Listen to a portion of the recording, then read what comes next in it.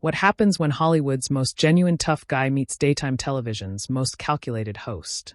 What happens when Mark Wahlberg, known for his no-nonsense Boston attitude, sits down with Drew Barrymore, only to discover that her bubbly persona masks something far more sinister? The answer will shock you, and by the end of this video, you'll never look at Drew Barrymore the same way again.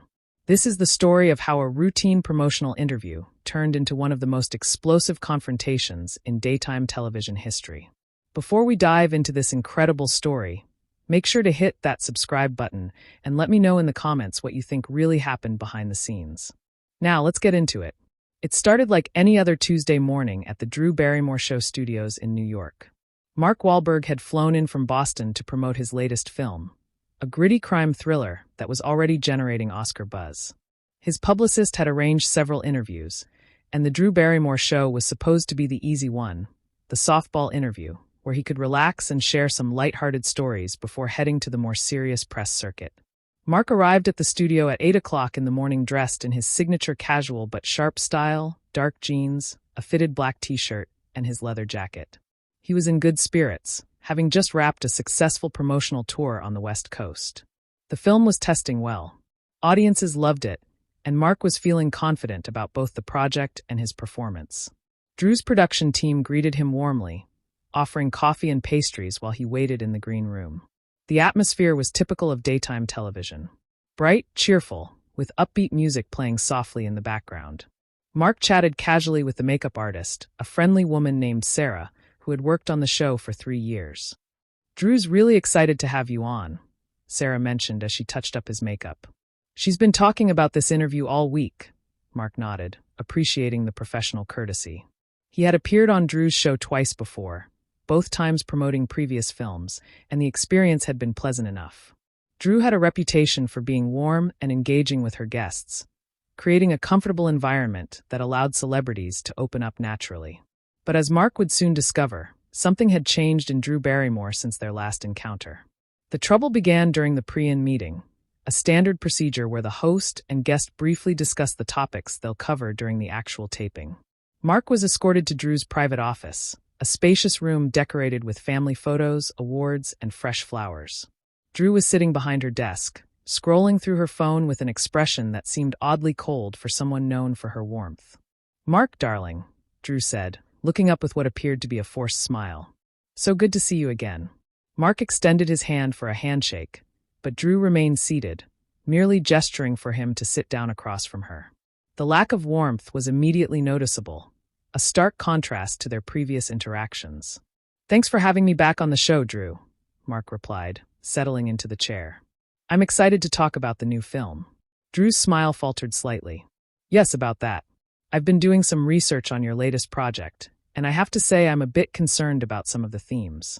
Mark raised an eyebrow. This was unexpected. During their previous conversations, Drew had always been enthusiastic about his work, focusing on the positive aspects and his journey as an actor. Her tone now carried an edge that he hadn't experienced before. "What kind of concerns?" Mark asked, maintaining his professional demeanor despite the shift in atmosphere. Drew leaned forward, her fingers steepled. "Well, the violence for one thing.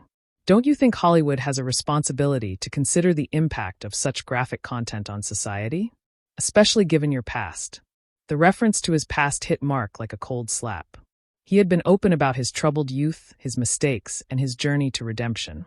It was a story of transformation that he had shared countless times in interviews, always with the message that people can change and grow. But Drew's tone suggested she was weaponizing this personal history rather than celebrating his growth. "I think Mark said carefully that storytelling has always included difficult subjects. The film isn't glorifying violence. It's exploring the consequences of choices and the possibility of redemption." Drew's laugh was sharp and humorless. "Redemption. That's convenient, isn't it? You get to play the reformed bad boy while profiting from the very themes that once defined your real life." Mark felt his jaw tighten. This was crossing a line from professional interview into personal attack. "Drew, I'm not sure what you're trying to get at here, but if you have issues with the film, maybe we should discuss them during the actual interview where the audience can hear both sides." "Oh, don't worry," Drew said, her smile returning but with a cruel edge. "We'll definitely be discussing it on air." I just wanted to give you a heads up that I won't be throwing you any softballs today. Mark stood up, his Boston instincts kicking in. He had dealt with hostile interviewers before, but this felt different. This felt personal and calculated. If you want to have a real discussion about the film, I'm all for it. But if you're planning to ambush me with some agenda, maybe we should reconsider doing this interview. Drew's expression hardened. Ambush? Mark, this is journalism. Just because you're used to puff pieces doesn't mean everyone has to kiss your ring. Journalism. Mark's voice rose slightly. You host a daytime talk show, Drew. You're not Bob Woodward.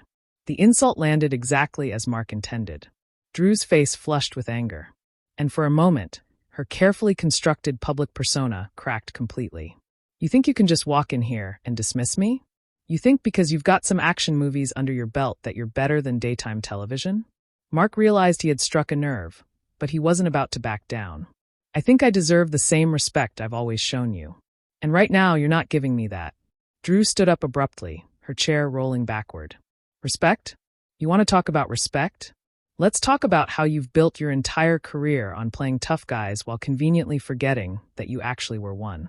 Let's talk about how you've sanitized your past to make it more palatable for Hollywood.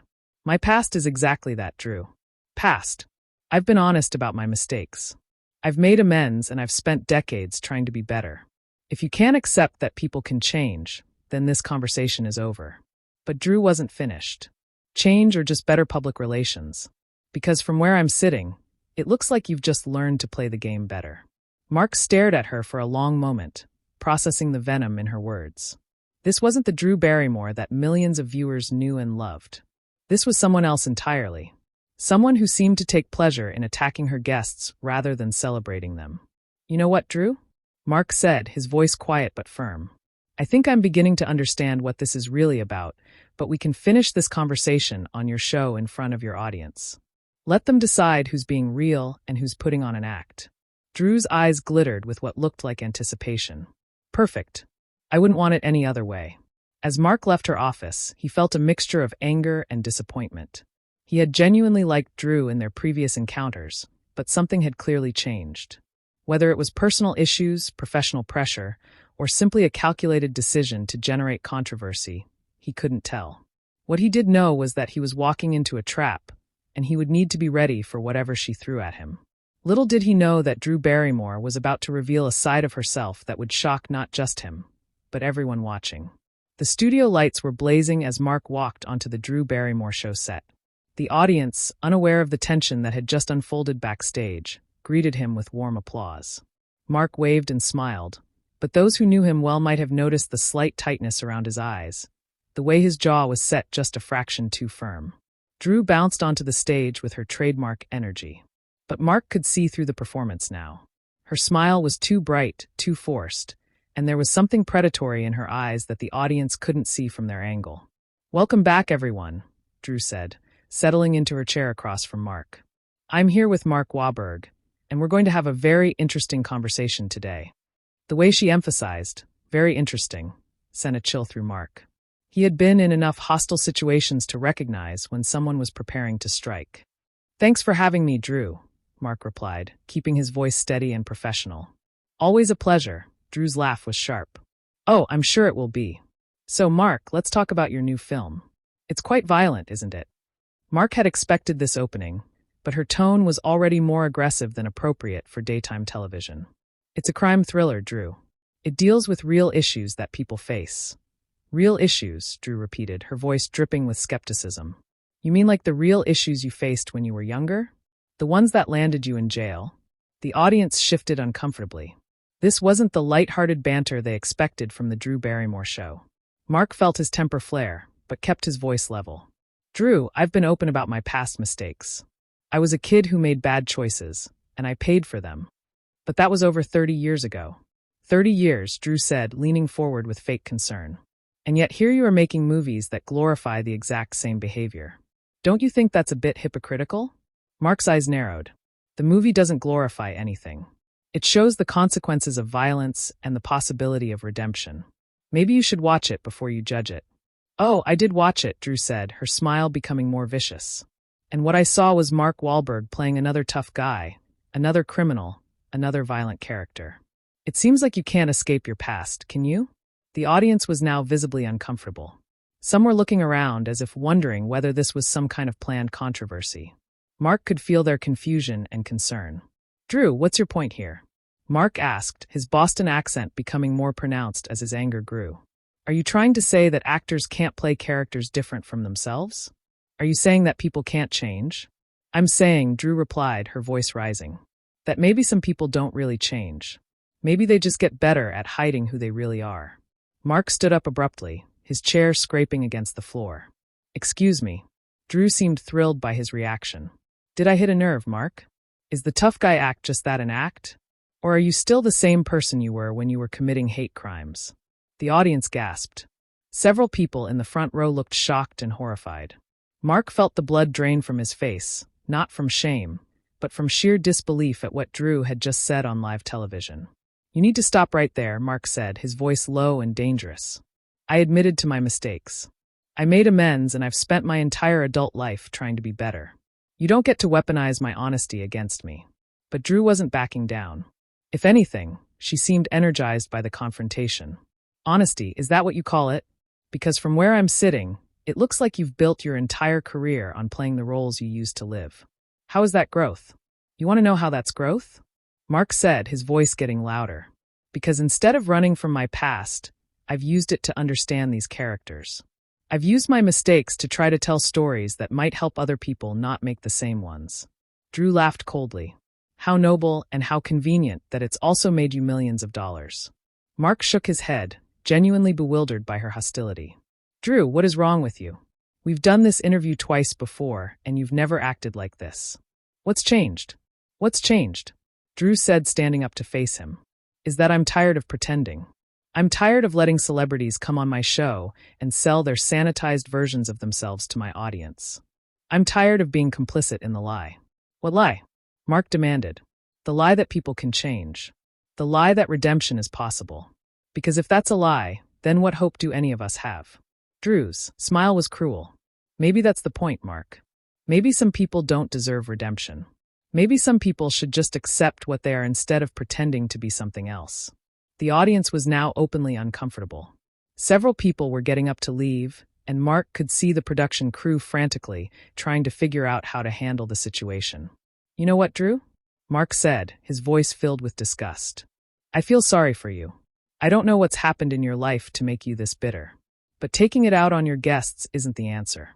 Drew's face contorted with rage. Don't you dare psychoanalyze me. Don't you dare try to turn this around and make me the problem. You are the problem. Mark shot back.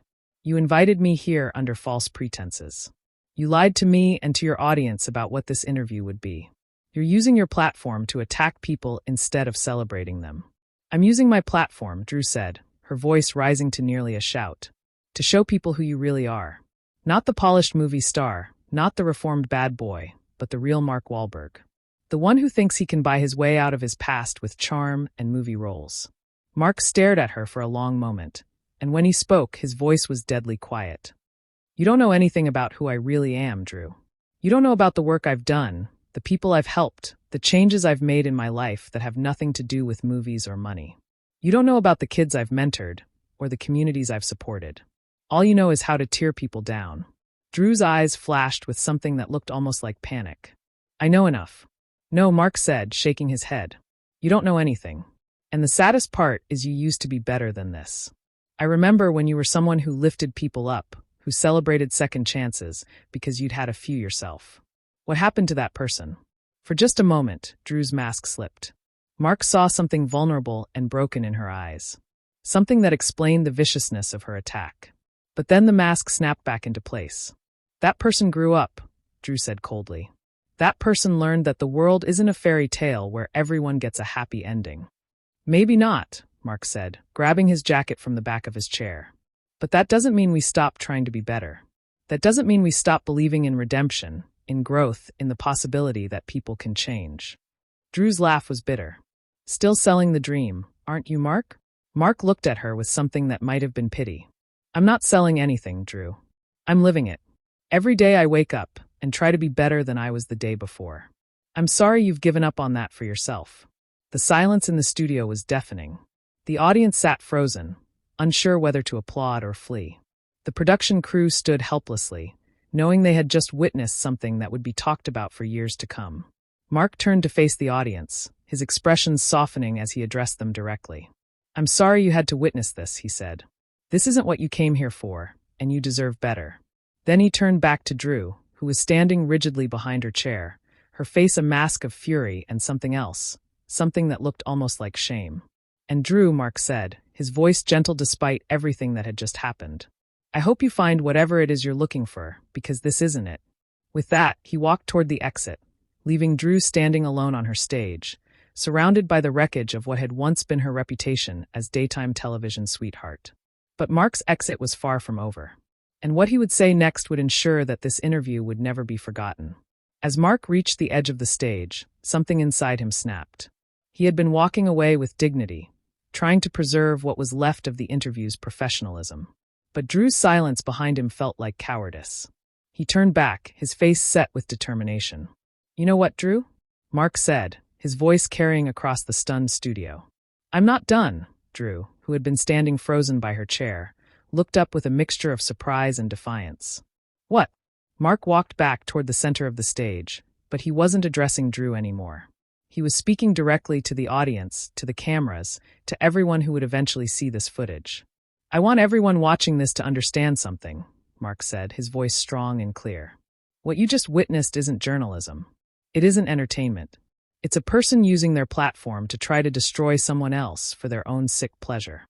Drew's face went pale. "Mark, you need to leave." "No," Mark said firmly. "You had your say. Now I'm going to have mine." He turned back to the audience, many of whom were now leaning forward, sensing that something historic was about to happen. "I came here today to talk about a film I'm proud of." Mark continued, "A film about redemption, about the possibility that people can change and grow, but instead, I was ambushed by someone who apparently doesn't believe in second chances." Drew stepped forward, her voice shaking with rage. "This is my show, Mark." "You don't get to your show," Mark interrupted, whirling to face her. "Your show that you've just destroyed. Your show that you've turned into a platform for cruelty. Look around, Drew. Look at your audience."